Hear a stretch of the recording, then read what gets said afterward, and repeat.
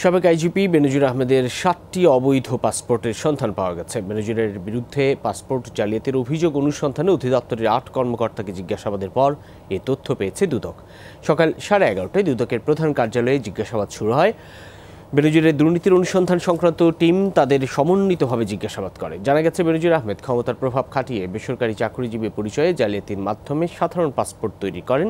এই ঘটনার সাথে পাসপোর্ট অধিদপ্তরের সংশ্লিষ্ট 4 পরিচালক, 1 উপপরিচালক সহ 8 জনকে জিজ্ঞাসাবাদ করা হয়। বেনজির আহমেদের দুর্নীতির বিষয়গুলো সামনে আসার পর থেকে তার 3টি পাসপোর্টে খবর পাওয়া গিয়েছিল। আরও 4টি পাসপোর্টের বিষয়ে জানা গেল কর্মকর্তাদের জিজ্ঞাসাবাদের পর। সারাদিন ধরে দুদকে নিয়ে জিজ্ঞাসাবাদ চলে। সেখানে আছেন সহকর্মী লামিয়া তিথি। যাচ্ছি তার কাছে, জানবো বিস্তারিত। তিথি, বেনজির আহমেদের এই 7টি পাসপোর্টের বিষয়ে বিস্তারিত একটু জানাবেন। স্যান্ডেলিনা সো, রূপচর্চায় আভিজাত্য। আজকে কিন্তু নতুন করে এই 7টি পাসপোর্টের কথা জানিয়েছে আমাদের দুদক থেকেই। তারা বলেছেন যে এই 7টি পাসপোর্টের মধ্যে কিন্তু 3টির কথা তারা আগেই জানতেন, কিন্তু বাকি যে কয়েকটি সেটি নতুন। এই খবরটি তারা অবৈধ যে নতুন কয়েকটি আছে 4টি পাসপোর্ট, এই খবরটি কিন্তু তারা আজকে আমাদের জানিয়েছেন। একই সাথে কিন্তু সকাল 11:30টা থেকে যারা এই পাসপোর্ট করাকালীন সময় যা দায়িত্বপ্রাপ্ত কর্মকর্তা ছিলেন তাদের সাথেও কিন্তু মূলত সেই 8 জনকে জিজ্ঞাসাবাদের জন্য আজকে দুদকে ডাকা হয়েছে। এখন কিন্তু 11:30টা থেকে এখন কিন্তু 4টা বাজে, প্রায় 5 ঘন্টা, 5.5 ঘন্টা হয়ে যাচ্ছে তাদেরকে জিজ্ঞাসাবাদ করা হয়েছে এবং তাদের জিজ্ঞাসাবাদের মাধ্যমেই কিন্তু এই তথ্যটি উঠে এসেছে যে তার অবৈধ 7টি পাসপোর্টের কথা।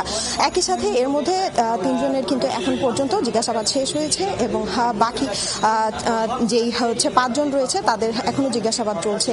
যদি আর একটু বলি যে বেনজির আহমেদের যে এই পাসপোর্ট তৈরির সময় কিন্তু সে সরকারি বিভিন্ন উচ্চ পর্যায়ের কর্মকর্তা হিসেবে নিয়োগ ছিলেন, কখনো ডিএমপি কমিশনার, কখনো সাবেক আইজিপি হিসেবে কিন্তু তিনি ছিলেন, কিন্তু তারপরেও কিন্তু সে ক্ষমতার অপব্যবহার করে মূলত এই অবৈধ 7টি পাসপোর্ট সে তৈরি করেছে। এখন পর্যন্ত দুদক আমাদের এটাই জানিয়েছে। আর গেল 2 দিন আগে কিন্তু বেনজির আহমেদের এবং তার স্ত্রী এবং পরিবারের কিন্তু উপস্থিত হওয়ার কথা ছিল দুদক কার্যালয়ে, কিন্তু সেই এখন পর্যন্ত কিন্তু তারা 2 দিন পার হলেও এখন পর্যন্ত তারা দুদক কার্যালয়ে আসেননি। এবং গতকাল যেমন দুদক সচিব আমাদের জানিয়েছিলেন যে তিনি যদি না আসে কিংবা তার পরিবারের যে আসার কথা তারা যদি না আসে তাহলে দুদক সচিব তাদের